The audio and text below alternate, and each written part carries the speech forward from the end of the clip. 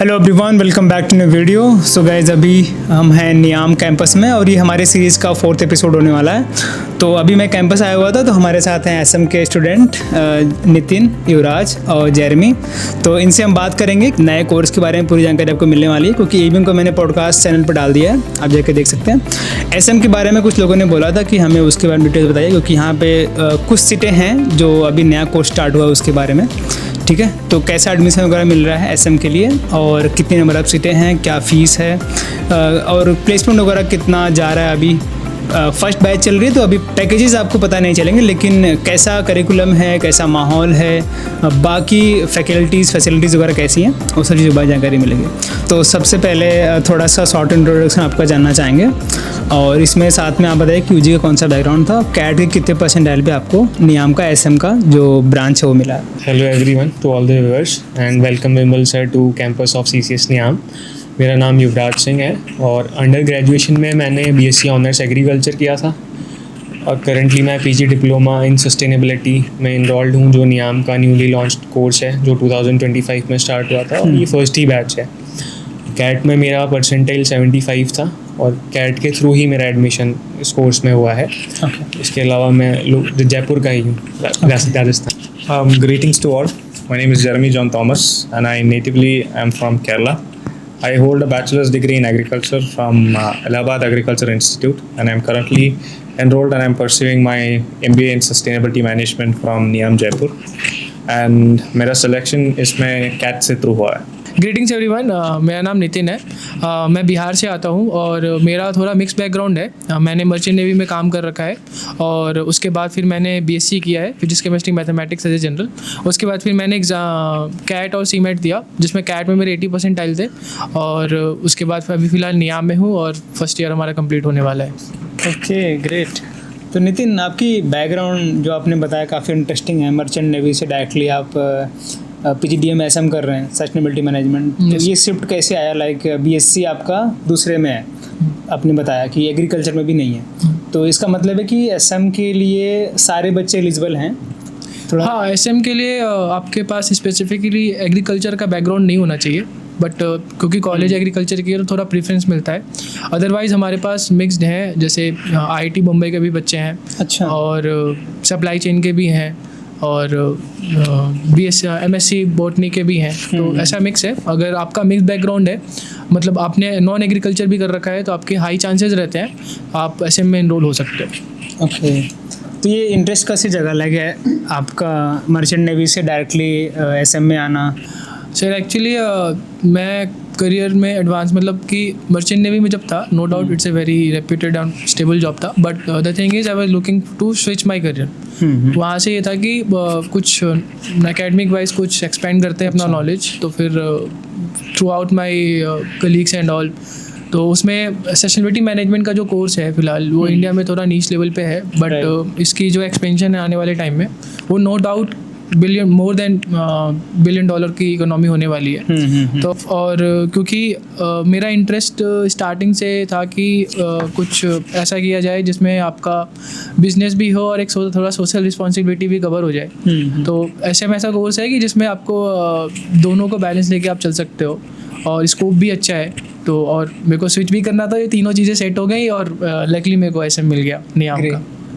तो युवराज, आपने कब मूड बनाया कि मुझे यूजी के बाद एबीएम वगैरह करना है या फिर सस्टेनेबिलिटी मैनेजमेंट करना है? जैसा मेरा यूजी में एग्रीकल्चर कोर्स था, हाँ। तो बेसिकली सबको ये लगता है कि अगर यूजी में एग्रीकल्चर किया है तो अगर आप एमबीए के लिए जा रहे हो तो मेजर जो आपके 2 स्पेशलाइजेशंस हैं वो एग्री बिजनेस या रूरल मैनेजमेंट है। पर मैं रिसर्च कर रहा था, जब मैं कैट के लिए प्रिपेयर कर रहा था, तो स्पेशलाइजेशन के लिए मैं रिसर्च कर रहा था, तो एक सस्टेनेबिलिटी और निकल के आया while I was going through internet and all. तो मैंने उसका स्कोप देखा। देन नियाम ने कोर्स लॉन्च किया था, तो इनका ब्रोशर मैंने पूरा देखा कि कैसे क्या पेडागॉजी है, फैकल्टीज़ जो हैं वो ओवरसीज़ फैकल्टीज़ हैं, इंटरनेशनल फैकल्टीज़ भी हैं और इंडिया की प्रीमियर इंस्टीट्यूशन से फैकल्टीज़ हैं। और एडिशनली जो लीडरशिप है, जो डायरेक्टर मैडम है एसएम कोर्स की, उनका एक वास्ट एक्सपीरियंस है सस्टेनेबिलिटी को लेकर। अच्छा। नालंदा यूनिवर्सिटी में वो फाउंडर डीन थी मैनेजमेंट स्टडीज़ की स्कूल की। और टेरी जो सस्टेनेबिलिटी पे ही काम करता है, उस इंस्टीट्यूट में ही मैम प्रोफेसर थी और वहाँ पे भी डीन थी। तो मैंने पूरा रिसर्च किया, मेरे को काफ़ी सही लगा. आई थॉट कि it will be a better option, क्योंकि मुझे कन्वेंशनल जो 2 सब्जेक्ट्स थे, रूरल मैनेजमेंट और एग्री बिजनेस, उनमें थोड़ा कम इंटरेस्ट था. नो डाउट उनमें बहुत स्कोप है, बहुत अच्छे कोर्सेज हैं, पर पर्सनल चॉइस मेरी थी कि मैं कोई दूसरा स्पेशलाइजेशन देखूं. फिर उसके अलावा सस्टेनेबिलिटी में जो स्कोप आने वाले टाइम में, जैसा नितिन ने बताया कि काफ़ी ज़्यादा एक्सपेंड होने वाला है. वेस्टर्न कंट्रीज़ में आप देखोगे कि वो ऑलरेडी एक्सपैंड कर चुके हैं. यूरोप तो ट्रेड भी, इंटरनेशनल ट्रेड अगर करता है तो वो देखता है कि सस्टेनेबिलिटी के सारे स्टैंडर्ड्स मेट हुए नहीं, अगर हमारे पास प्रोडक्ट आ रहा है तो इंडिया में वो चीज़ धीरे धीरे एक्सपैंड हो रही है. कंसल्टेंसीज डेवलप हो रही हैं जो सस्टेनेबिलिटी पे काम करती हैं. इसके अलावा गवर्नमेंट भी इस चीज़ पे काम कर रही है. मिनिस्ट्री बनेगी कुछ टाइम में जो जिसका फोकस सिर्फ सस्टेनेबिलिटी पे होगा. और इन सब फैक्टर्स को कंसिडर करके मुझे बहुत फिजिबल और बेस्ट ऑप्शन लगा. और एडिशनली नियाम जयपुर में ही है और मैं भी जयपुर का ही हूँ, तो बेस्ट ऑप्शन था मेरे लिए. और करियर वाइज भी और बाकी जो पर्सपेक्टिव्स होते हैं उनके लिए बेस्ट था. तो after discussion with my seniors and lot of research, I concluded it will be an best option. So I chose NIAM for an SM course of NIAM for my further career. Okay. एक ये भी रहता है कि यार बच्चे अगर नया कोर्स देखते हैं तो उनको कंसर्न रहता है कि प्लेसमेंट वगैरह कैसा होगा, तो ये सब दिमाग में आया था आपके? तो हाँ, वो एक कंसर्न था कि प्लेसमेंट्स कैसे होंगे, इंटर्नशिप्स कैसी होगी, क्योंकि ये फर्स्ट बैच है. इससे पहले आपके पास हिस्ट्री नहीं है कोई. बट आप देखोगे कि नियाम में पहले से एक 25 साल से कोर्स चल रहा है. और नियाम की लेगेसी सिर्फ 25 साल की नहीं है. नियाम इज़ अ 37-year-old इंस्टीट्यूशन. और इसका एग्रीकल्चर में बहुत ज़्यादा नाम है नियाम का एज ए इंस्टीट्यूशन. सो मुझे लगा कि एटलीस्ट कंपनी में बहुत कंपनीज जो हायर करने आती है उनको स्टूडेंट कैसे हैं वो ये प्रेफर करती है. अगर अच्छे इंस्टीट्यूट से पढ़ के आ रहा है तो obviously he will outshine and he और शी विल आउटशाइन. और उसके अलावा जो पेडागॉजी थी तो उसमें जो पढ़ाने का तरीका जो प्रोशर में था और जो फैकल्टीज़ हैं वो भी ओवरसीज़ भी हैं और इंडिया की भी प्रीमियर इंस्टीट्यूट्स है. तो एज अ होल जब आप 2 साल बाद आई कंक्लूडेड जब निकलेंगे तो कुछ ना कुछ you will be in a better shape. Right. So companies will surely prefer. And talking about companies आएंगी या नहीं आएंगी कैंपस पे, तो नियाम में अगर आप कंपनी में जाके बोल रहे हो कि कंपनी क्या है, नियाम से आप आए हो, company surely company will show interest. तो सीनियर्स का भी यही था कि ऑब्वियसली ऐसा कुछ नहीं होगा कि आपने SM कर लिया तो कंपनीज ही नहीं आएंगी आपको नियाम में हायर करने. That is not possible to be honest. So ये मेरे को कंसर्न था कुछ टाइम के लिए. फिर मैंने जब डिस्कस किया सीनियर से और मेरे जो प्रोफेसर्स थे UG में, उन्हें भी नियाम के बारे में काफ़ी पता है. नियाम 37-year-old इंस्टीट्यूशन है. तो यही कंक्लूजन था कि it is not a thing to worry about, वो हो जाएगा. सो हर चीज़ इन लाइन थी, तो मुझे कभी लगा नहीं कि प्लेसमेंट या इंटर्नशिप के लिए मैं वरी करूँ. और लकीली इंटर्नशिप जो है अभी हमारा इंटर्नशिप सीज़न क्लोज हो चुका है और all 20 students are placed by 15th of March I guess. I don't remember exact date, but March में सबकी इंटर्नशिप लग चुकी थी और प्लेसमेंट का सीज़न अभी अगस्त सितंबर में स्टार्ट होगा. फिर तो बहुत सही है. और आप राजस्थान से भी हैं तो इसका कुछ बेनिफिट मिलता है बच्चों को? स्टेट वाइज ऐसा कुछ बेनिफिट है नहीं. हमारे जो 20 स्टूडेंट्स का कोहॉर्ट है एट प्रेजेंट 20 बच्चे हैं SM के फर्स्ट इनॉग्रल बैच में. तो अक्रॉस 9 स्टेट के बच्चे हैं. अच्छा. तो इसमें ऐसा कुछ नहीं है कि एक स्टेट के बच्चे को प्रेफरेंस मिलता है. आई गेस सबके लिए इक्वल है. और ऐसा भी नहीं है कि अगर आप एग्रीकल्चर करके आ रहे हो UG में तो आपको ज़्यादा प्रेफरेंस है. हर डोमेन के, या आप BTech के हों, आप BSc दूसरे किसी कोर्स में आपने किया हो, आपकी नॉर्मल BSc है, तो हर स्टूडेंट के लिए इक्वल है सिलेक्शन प्रोसीजर. वो आपके ऊपर है, आपने GDPI कैसा दिया, आपके CAT का क्या स्कोर है. It will depend on that, not on whether you are from any state और स्ट्रीम. ओके. सिलेक्शन प्रोसेस से आने से पहले आपसे जानना चाहेंगे, आप केरला से हैं और नॉर्थ में राजस्थान में आके SM करना क्या मोटिवेशन था? नहीं, वैसे भी मैंने UG इलाहाबाद से किया था. अच्छा. आई वाज मोर और less acquainted with the north. So I never saw Jaipur as something distant. And it was always something that was within my reach. And जैसे कि युवराज ने बोला, we have a diverse batch. People coming from around 10 states all over India, not necessarily confined to the north. तो इसके वजह से I've always felt at home. I've never felt distant, and NIAM has always been my first choice. In spite of being selected for the ABM here, I opted for SM preferably because of this. Okay Jeremy, तो आपसे जानना चाहेंगे कि क्या है admission का process, क्योंकि ABM का हम काफ़ी टाइम से वीडियोस बनाते आ रहे हैं। एसएम का कितना अलग है, क्या बिल्कुल सिमिलर है जैसा एबीएम का होता है? शॉर्ट लिस्टिंग आने के बाद क्या क्या प्रोसेस होते हैं, थोड़ा सा बताइए। The selection process for SM is more or less similar to ABM. The selection happens through CAT exam, and through which you will be shortlisted for the interview process. And there is only one center for interview all over India, which is NIAM, the campus in Jaipur. And during the interview process, there is a written aptitude test, there is group discussion, followed by the personal interview.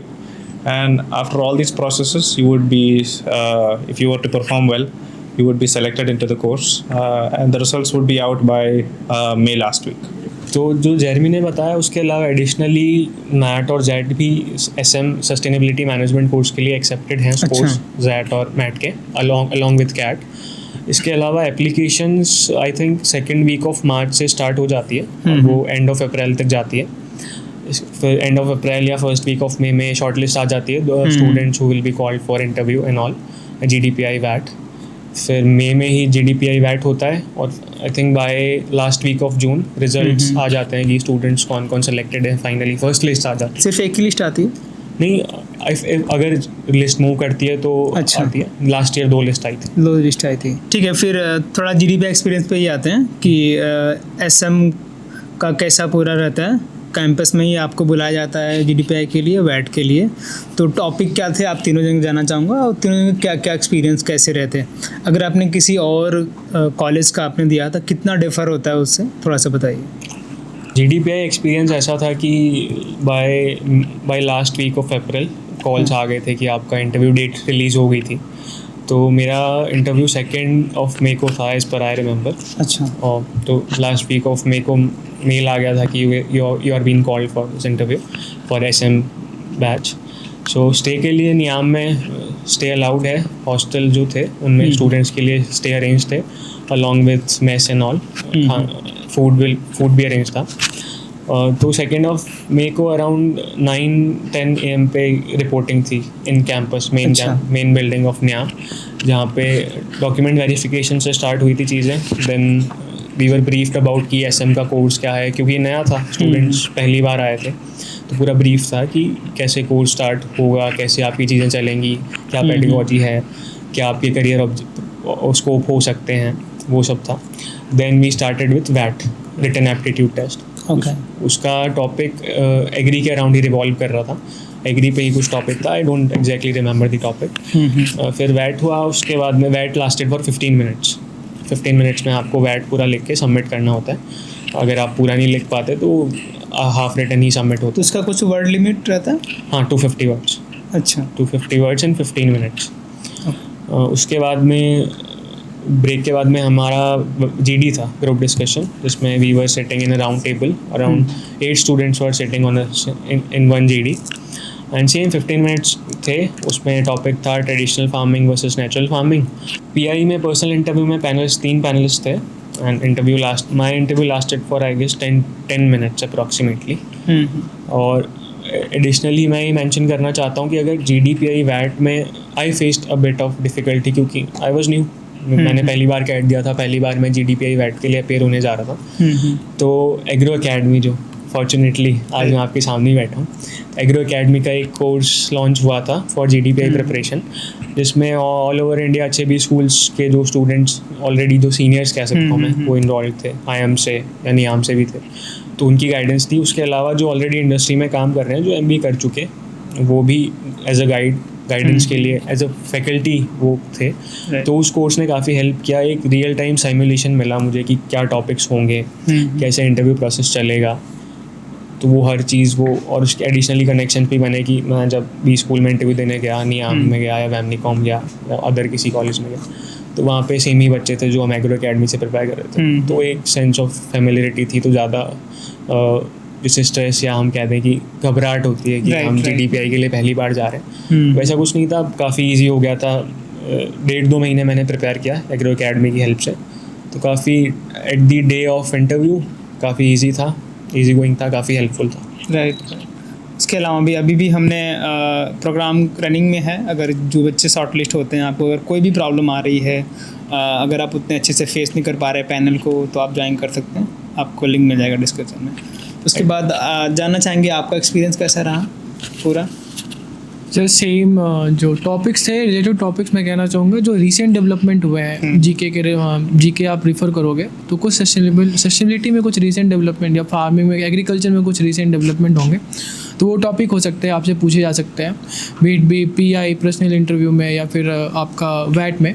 और चीज़ें काफ़ी smooth थी। हमारे time पे भी मैं अलग से आया था, मतलब मैं इनके साथ नहीं था, हमारे कुछ अलग थे बैच। तो अच्छा। तो उसमें भी प्रोसेस तो सेम था और काफ़ी रिलैक्स पैनल था। ऐसा कुछ वो ज़्यादा आपको ग्रिल नहीं करते, आपका बस एक पैशन देखते हैं कि आप सस्टेनेबिलिटी के लिए फ़िट हो या फिर आपका कितना नॉलेज है। तो ये सारी चीज़ें थी और रेस्ट तो सारे एक्सप्लेन हो चुके हैं। Okay. I've had very similar experiences to the both of them, and I was called as a part of the second wave of the interview process, which happened in the last week of May. And if you're well versed in current affairs and general knowledge and what keeps happening around the world, then I feel like you will perform well in the interview. Okay. तो ये course है पूरा sustainability management, तो जो PI चलता है towards like इसकी तरफ इंक्लाइन होता है कि क्वेश्चंस कहीं से भी आते हैं। कैसे कोई अगर तैयारी करना चाहता है तो कैसे इंट्रो अपना परफेक्ट बनाए, या फिर उसको क्या क्या चीज़ें ध्यान में रखनी चाहिए वो PI के लिए आ रहा है तो? If you're well versed in developments in the sustainability sector, it'll help you in the interview process. And even if you're well versed in your subject and in the course that you've done your UG in, that's more than fine. Okay तो ये बात हो गई पूरी GDP experience के बारे में। थोड़ा सा मुझे बताइए कि जो अभी नया कोर्स चल रहा है, आप लोग जिसमें पढ़ाई कर रहे हैं, उसमें कितने नंबर आप सीटें हैं और कितनी अभी हैं, आपकी बैच कितनी की बनी है, क्या रेशियो वगैरह है? तो अभी जो PGDM सस्टेनेबिलिटी का कोर्स है इसमें 20 स्टूडेंट्स का कोहॉर्ट है, इनरोल्ड स्टूडेंट करंटली पढ़ रहे हैं। और इसके अलावा जो इनटेक अलाउड है वो 30 है। अच्छा। और रीज़न ये है कि 10 बच्चे क्यों नहीं है, किसी को ये डाउट आएगा। अगर आप सीट जस्टिफाई कर रहे हो तो ही आपको एडमिशन मिलता है। अगर सिलेक्शन प्रोसेस के ड्यूरिंग अगर ऐसा लगता है कि you will not be able to justify here, अब अच्छा परफॉर्म नहीं कर पाएंगे, तो ज़रूरी नहीं है कि अगर आपकी 30th रैंक आई है तो आप 30 सीट्स हैं तो 30th रैंक आ गई तो हो जाएगा एडमिशन। ऐसा नहीं है। अगर आप जस्टिफाई करेंगे सीट के साथ में आपने जो भी आपकी क्वालिटीज़ हैं, जो भी आपके अंदर देखा जाएगा ड्यूरिंग GDPI, वो अगर जस्टिफाइड लगेगा पैनल को तो ही एडमिशन होता है। नाइस। और जैसे मैं बाकी कैंपसेस भी विज़िट करके आया हूँ और अभी मैंने नियाम का कैंपस भी देखा, काफ़ी अच्छा कैंपस है। थोड़ा आप लोग भी जानना चाहेंगे कि और क्या फैसिलिटीज़ वगैरह हैं और जो आपका करिकुलम वगैरह है कितना ABM से अलग है, कितना हेक्टिक रहता है। और आपने स्टार्टिंग में एक्सपोजर का बताया कि ABM से थोड़ा अलग एक्सपोजर रहता है, और थोड़ा और एक्सपोजर के बारे में बताइए कि क्या क्या चीज़ें आपको यहाँ पे मिलती हैं ABM से अलग। फर्स्ट ऑफ ऑल अगर कैंपस की बात करें तो 37 एकड़्स का नियाम का कैंपस है, प्लस ग्रीन है पूरा, वो वेल मेंटेन्ड है एज अ पार्ट ऑफ की ग्रीनरी वगैरह अच्छा है। और इंफ्रास्ट्रक्चर काफ़ी अच्छा है, क्लासरूम्स हैं पूरे आज अप टू दी डेट, आज के टाइम से स्मार्ट क्लासरूम्स हैं, क्लासरूम्स बहुत अच्छे हैं, सिटिंग टाइप्स सब कुछ अच्छा है, वेल मेंटेन्ड है। उसके अलावा hostels, girls hostel, boys hostel दोनों काफ़ी मेंटेन्ड है। और बॉयज़ हॉस्टल एक नया और बन रहा है, अच्छा, जो कि जुलाई मोस्ट प्रोबेबली या जब नया बैच आएगा तब तक पूरे नियाम के लिए, not only for any particular course, वो पूरे नियाम का एक बॉयज़ हॉस्टल है जो most probably by end of this year या फिर ड्यूरिंग दिस ईयर कंप्लीट हो जाएगा for students to reside in.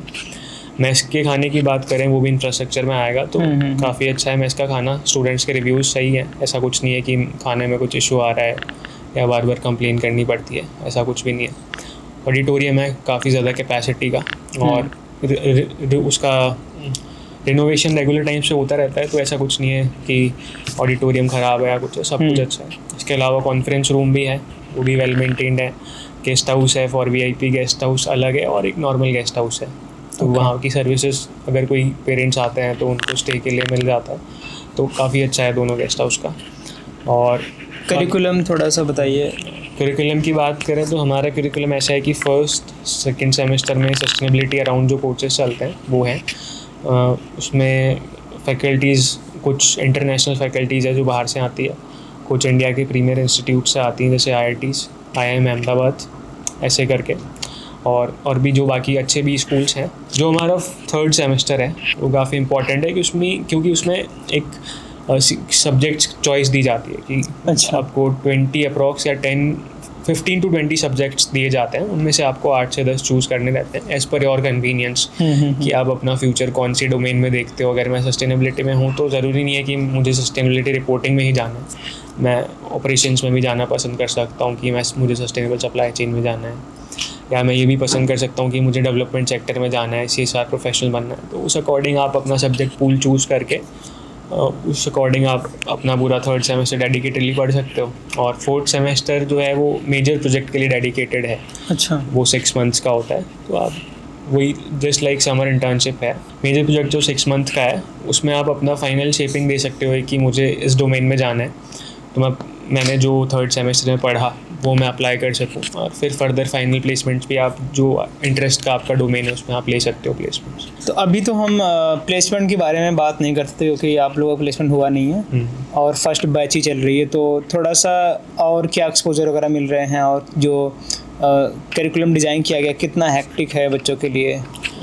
Hectic as such morning to evening classes हैं जो भी स्कूल्स में होती है। उसके अलावा जो स्टूडेंट कमिटीज़ होती है, कल्चरल फेस्ट होते हैं, वो सब ऑर्गेनाइज होते हैं। उसके अलावा कुछ भी कॉलेज में सेलिब्रेशन है। और एक्सपोजर की बात है तो काफ़ी सारे, जैसे अभी रिसेंट में एक इंडिया और ऑस्ट्रेलिया का कोलैबोरेशन था, government of India and government of Australia for to strengthen the Indo Australian agri business. तो वो अभी दिल्ली में बड़ी कॉन्फ्रेंस हुई थी under the aegis of both the governments, और उसमें स्टूडेंट्स को एक्सपोजर था, स्टूडेंट गए, काफ़ी अच्छी डेलीगेशन से मीटिंग हुई, आपके लिंक्स बनते हैं। उसके अलावा भी just similar kind of seminars या कुछ भी ऑर्गेनाइज होने जा रहा है तो स्टूडेंट्स को एक अपॉर्चुनिटी मिलती है कि you can go and meet new people and make connections for better future, क्योंकि वहाँ पे जो डेलीगेशन आ रही है वो एक रेप्यूटेड लोग आते हैं। तो अगर आप जाके उनसे बात करते हो, तो आप अगर वहाँ पे जाके बता रहे हो कि मैं नियाम से आता हूँ और NIAM ministry of agriculture and farmers welfare के अंडर में आता है, तो एक खुद ही रेप्यूटेड है, तो आपको पूरा एंटरटेन किया जाता है, वो खुद भी आपसे बात करने में इंटरेस्ट दिखाता है। तो सिमिलरली एक कनेक्शन बनता है जो कि आप स्टूडेंट के लिए हेल्पफुल होता है फॉर फ्यूचर बीट प्लेसमेंट्स। अगर फ्यूचर में प्लेसमेंट भी हो गई, आपको फ्यूचर में कभी जॉब करते हुए 3-4 साल हो गए तो आपको स्विच करना है, तब भी यूज़फुल है। और टू गेन नॉलेज ऑल्सो, कि ऐसा नहीं है कि सिर्फ प्लेसमेंट रिलेटेड ही हम देखें। अगर हम किसी रेप्यूटेड पर्सन से मिल रहे हैं तो एक आपको एक्सपोजर होता है, एक नॉलेज गेनिंग सेशन टाइप हो जाता है वो। तो ये सब एक्सपोजर है। इसके अलावा फील्ड विजिट्स बहुत रेगुलर है, मतलब एक सेमेस्टर में 6 से 7 हैं, तो आपको नई नई चीज़ों का एक्सपोजर मिलता है। जैसे रिसेंटली एक वाटर रिसोर्स मैनेजमेंट का प्रोजेक्ट चल रहा है अंबुजा सीमेंट का, अंबुजा फाउंडेशन का, सॉरी। तो वो पूरा कैसे वाटर रिसोर्स मैनेजमेंट वो अप्लाई कर रहे हैं विलेजेस में अराउंड जयपुर, वो एक एक्सपोजर ही जस्ट एग्जांपल है। इसके अलावा भी काफ़ी सारी फील्ड विजिट्स हुई हैं जिसमें real time application of sustainability कैसे होता है वो स्टूडेंट्स को दिखाया गया है। स्टूडेंट गॉट टू नो कि कैसे ये चीज़ें होती हैं। ग्रेट। तो जिस तरीके से आपने एक्सपोजर वगैरह डिफाइन किया, तो होपफुली प्लेसमेंट भी बहुत अच्छा जाए सभी का।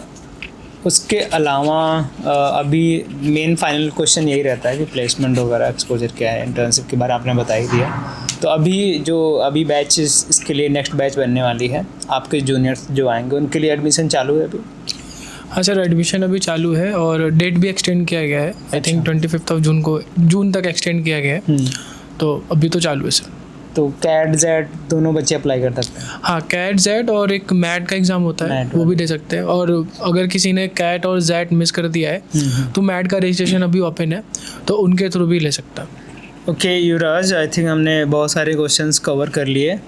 जैसा हम भी देख रहे हैं कि हर एक कंट्री, हर एक पर्सन चाहता है कि कुछ भी चीज़ अगर वो बाई करे या फिर कोई अगर बहुत बड़े लेवल पे सेल भी करा तो वो चीज़ें सस्टेनेबल हो, रिलायबल हो और काफ़ी लॉन्ग टर्म के लिए चीज़ें रहें। तो जाहिर सी बात है इसमें स्कोप तो डेफिनेटली हैं और बढ़ने भी वाले हैं, और नॉट इन एग्री सेक्टर, बाकी ऑल ओवर हम इंडस्ट्री में देख सकते हैं इस चीज़ को। तो होपफुली ये बच्चों को पसंद आया होगा ये पॉडकास्ट। अगर आप यहाँ तक आ चुके हैं तो अपना एक कमेंट करके बता सकते हैं कि भाई क्या अगर आपको इम्प्रूवमेंट लगा, क्या अच्छा लगा, और वीडियो को लाइक कर दीजिए। और इन सभी जनों से आप कांटेक्ट कर सकते हैं लिंक्डइन पे, मैं प्रोफाइल का लिंक मैं डिस्क्रिप्शन में दे दूँगा। तो इस पॉडकास्ट को यहीं पे एंड करते हैं। अगर आपको कोई सजेशंस हो, कोई इसी कॉलेज के बारे में और जानकारी चाहिए तो मुझे कमेंट बता सकते हैं। मिलेंगे आपको नेक्स्ट वीडियो में, तब तक के लिए धन्यवाद। Let's go. I wake up to a little bit of drool on my pillow, feel like it's gonna be a bad day. Yeah, I'm tired of shit and the coffee ain't hit yet, damn ain't that great. I don't wanna go to work cause my boss is a jerk and I'm not even that paid.